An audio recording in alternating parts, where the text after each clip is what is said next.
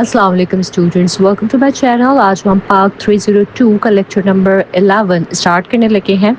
آج کے لیکچر میں ہم 3 بہت اہم مسلم اسکالرز اور لیڈرز کے بارے میں ڈیٹیل سے سمجھیں گے، جن میں شامل ہیں شاہ ولی اللہ، شاہ عبدالعزیز اور سید احمد شہید۔ ان تینوں پرسنالٹیز نے انڈین سب کانٹیننٹ کے مسلمس کی سوچ، آئیڈیالوجی اور ریلیجیس آئیڈینٹی کو بہت ڈیپلی انفلوئنس کیا۔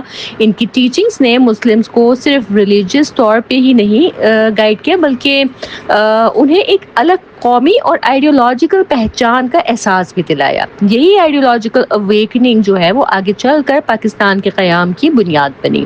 ان تینوں لیڈرز نے مسلمس کو ان کی ڈکلائن کے دور میں موٹیویٹ کیا، اسلام کی اصل ٹیچنگز کی طرف انہیں واپس بلایا اور مسلمانوں کو آرگنائز کرنے کی کوشش کی۔ ان کی پرسنالٹیز جو ہیں وہ اتنی پاورفل تھیں کہ ان کا ڈائریکٹ اور انڈائریکٹ امپیکٹ جو ہے وہ پورے سب کانٹیننٹ پر پڑا۔ ٹھیک ہے، شاہ ولی اللہ کی بات کرتے ہیں تو شاہ ولی اللہ کی جو پیدائش ہے وہ 1703 میں دہلی میں ہوئی اور ان کا انتقال جو ہے وہ 1762 میں ہوا۔ وہ ماڈرن پیریڈ کے پہلے ایسے صوفی اور اسلامک اسکالر تھے جنہوں نے مسلمانوں کی گرتی ہوئی حالت کو سیریسلی اینالائز کیا۔ شاہ ولی اللہ نے سب سے پہلے مغل امپائر کے ڈکلائن اور مسلم سوسائٹی کے ڈاؤن فال کی جو اصل وجہ تھی وہ آئیڈینٹیفائی کی۔ جب شاہ ولی اللہ پیدا ہوئے تب مغل امپائر جو ہے وہ اپنی اسٹرینتھ لوز کر رہا تھا۔ صرف 4 سال بعد 1707 میں ایمپرر جو اورنگزیب عالمگیر تھے ان کا انتقال ہو گیا اور اس کے بعد مغل امپائر کمزور ہوتا چلا گیا۔ شاہ ولی اللہ نے اپنی آنکھوں سے مسلم پولیٹیکل پاور کا زوال دیکھا۔ انہوں نے دیکھا کہ مسلم سوشل، ریلیجیس اور مورل طور پر بھی ڈکلائن کا شکار ہو رہے ہیں۔ اس سچویشن نے انہیں موٹیویٹ کیا کہ وہ مسلمانوں کے لیے، مسلم سوسائٹی کی ریوائول کے لیے کام کریں۔ شاہ ولی اللہ صرف ایک ریلیجیس اسکالر ہی نہیں تھے بلکہ پریکٹیکل ریفارمر بھی تھے۔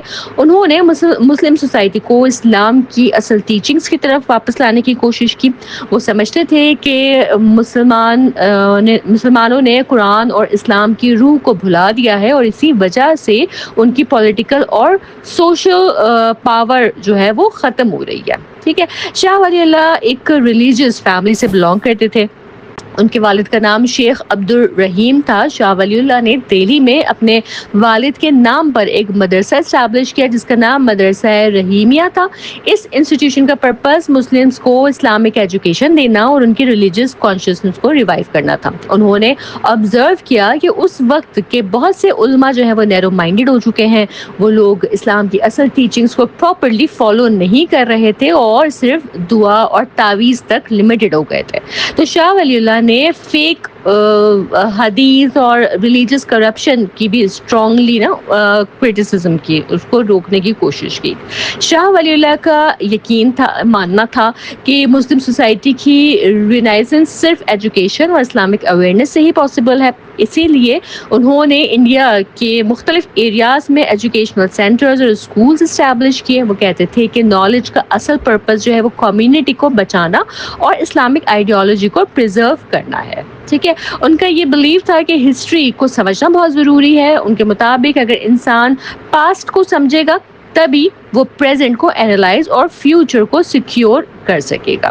شاہ ولی اللہ نے اکنامک ان ایکوالٹی اور کرپشن پر بھی بہت زیادہ فوکس کیا۔ ان کا کہنا تھا کہ کوئی بھی نیشن اس وقت تک پروگریس نہیں کر سکتی جب تک ورکنگ کلاس کی کنڈیشن امپروو نہ ہو۔ وہ مسلمانوں کی اسپریچول اویکننگ کے ساتھ ساتھ سوشو اکنامک ڈیولپمنٹ کو بھی بہت ضروری سمجھتے تھے۔ ان کے نزدیک اسلامک اسٹیٹ جو ہے وہ صرف ریلیجیس سسٹم ہی نہیں بلکہ سوشل جسٹس اور اکنامک بیلنس بھی پرووائڈ کرتا ہے۔ شاہ ولی اللہ نے اجتہاد کو سپورٹ کیا اور تقلید کی اپوزیشن کی۔ اجتہاد کا مطلب انڈیپینڈنٹ ریزننگ ہوتا ہے جبکہ تقلید کا مطلب بلائنڈلی فالو کرنا ہوتا ہے۔ صحیح ہے، ان کا کہنا تھا کہ ہر دور میں نئے پرابلمز آتے ہیں، اس لیے مسلمز کو قرآن اور سنت کی روشنی میں نئے سولوشنز نکالنے چاہیے۔ انہوں نے مسلمانوں کو ایڈوائز دی کہ وہ اپنی ڈریسنگ، بیہیویئر اور لائف سٹائل کو نان مسلم سے مکس نہ کریں تاکہ ان کی اسلامک آئیڈینٹی پریزرو رہے۔ اسی وجہ سے شاہ ولی اللہ کو فاؤنڈر آف مسلم ریوائولزم بھی کہا جاتا ہے۔ پاکستان اور سب کانٹیننٹ کے مسلمانوں کی ریلیجیس تھنکنگ پر ان کی ٹیچنگ کا بہت گہرا اثر رہا۔ ٹھیک ہے. اس کے بعد جو ہے وہ ہم بات کرتے ہیں شاہ عبدالعزیز کی. وہ شاہ ولی اللہ کے بیٹے تھے. ان کی جو پیدائش ہے وہ 1746 میں دہلی میں ہوئی اور ان کا انتقال 1824 میں ہوا. شاہ عبدالعزیز نے اپنے والد شاہ ولی اللہ کے مشن کو کنٹینیو کیا. انہوں نے مسلمانوں میں اسلامک اویئرنیس اور پولیٹیکل کانشیسنس کو اور زیادہ اسٹرانگ بنایا. سب سے امپورٹنٹ بات جو شاہ عبدالعزیز نے کی وہ یہ تھی کہ انہوں نے انڈیا کو دارالحرب ڈکلیئر کیا. دارالحرب کا مطلب ہوتا ہے وار کا علاقہ یا ایسا ایریا جہاں اسلامک رول نہ ہو. ان کا کہنا تھا کہ ایک مغل ایمپرر شاہ عالم اب پاورلیس ہو چکا ہے اور اصل اتھارٹی برٹش کرسچنز کے پاس آ گئی ہے, اس لیے انڈیا اب دارالاسلام نہیں رہا. اس فتوے نے مسلمز میں پولیٹیکل اور ریلیجیس اویکننگ کریٹ کی. مسلمانوں نے محسوس کیا کہ انہیں اپنی فریڈم اور اسلامک آئیڈینٹی کے لیے اسٹرگل کرنا ہوگی. شاہ عبدالعزیز نے قرآن کو عام مسلمانوں تک پہنچانے کے لیے بہت امپورٹنٹ سٹیپ لیا. انہوں نے اپنے بھائی شاہ رفیع الدین کے ذریعے قرآن پاک کا اردو ترجمہ جو ہے وہ کمپلیٹ کروایا تاکہ عام مسلمان جو ہے وہ قرآن پاک کو سمجھ کے پڑھ سکے. اس وقت پرشین جو تھی وہ ایجوکیٹڈ کلاس کی لینگویج تھی, لیکن عام لوگ جو ہیں وہ اردو سمجھتے تھے. اس ٹرانسلیشن نے اسلامک ٹیچنگز کو کامن مسلمز تک پہنچانے میں بہت امپورٹنٹ رول پلے کیا. شاہ عبدالعزیز نے انڈیا کے امپورٹنٹ سٹیز میں اپنے سینٹرز اسٹیبلش کیے جہاں ان کی ٹیچنگز اسپریڈ کی جاتی تھی. انہوں نے مسلمز کو آرگنائز کرنا شروع کیا اور لبریشن موومنٹ کی پریپریشن کی. اسی مشن کے لیے انہوں نے ایک لویل اور بریو لیڈر سید احمد بریلوی کو اپوائنٹ کیا جو بعد میں سید احمد شہید کے نام سے مشہور ہوئے. شاہ عبدالعزیز نے اپنے والد کی طرح اسلامک ڈیموکریٹک سوسائٹی اسٹیبلش کرنا چاہی جہاں ایکوالٹی اور جسٹس ہو. ٹھیک ہے. اس کے بعد جو ہے اب ہم لیکچر کے تیسرے اور بہت امپورٹنٹ لیڈر سید احمد شہید کے بارے میں بات کرتے ہیں. ان کی پیدائش جو ہے وہ 1786 میں رائے بریلی میں ہوئی اور وہ 1831 میں شہید ہوئے. وہ شاہ ولی اللہ اور شاہ عبدالعزیز کے بہت ڈیڈیکیٹڈ فالوور تھے. سید احمد شہید نے اسلامک ریوائولزم کی فلسفی کو پریکٹیکلی امپلیمنٹ کرنے کی کوشش کی. ان کا مشن جو ہے وہ مسلمز کی کھوئی ہوئی جو گلوری تھی اس کو ریسٹور کرنا تھا اور انہیں اسلامک ویلیوز کی طرف واپس لے کے آنا تھا. بچپن سے ہی انہیں مارشل ایکٹیویٹیز اور ملٹری ٹریننگز کا بہت شوق تھا. وہ بچوں کے ساتھ ملٹری سٹائل گیمز کھیلتے تھے اور نان بلیورز کے اگینسٹ سمبولک اٹیکس آرگنائز کرتے تھے. شاہ عبدالعزیز نے انہیں لبریشن موومنٹ کا لیڈر اپوائنٹ کیا. سید احمد شہید نے جہاد کی پریپریشن کے لیے پورے سب کانٹیننٹ کا ایکسٹینسو ٹور کیا.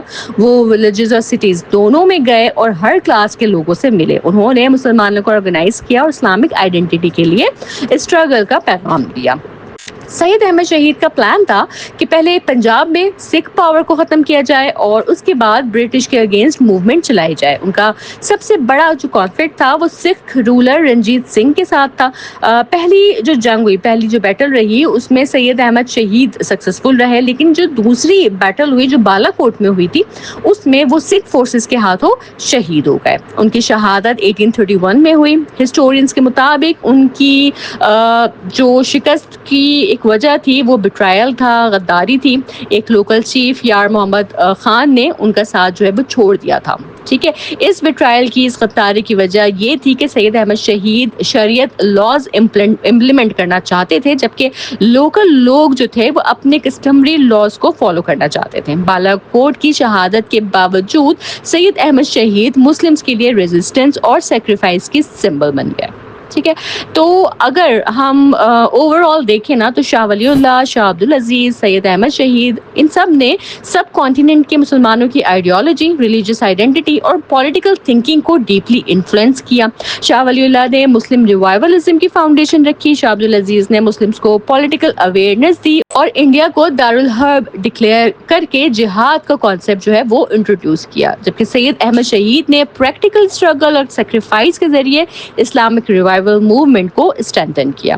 ان تینوں لیڈرز نے مسلمز کو اسلام کی اصل ٹیچنگز کی طرف واپس بلایا اور انہیں ایک سیپریٹ آئیڈیولوجیکل آئیڈینٹی کا احساس دلایا. ان کی ٹیچنگز اور اسٹرگلز نے آگے چل کر پاکستان موومنٹ کی آئیڈیولوجیکل فاؤنڈیشن جو ہے وہ تیار کی.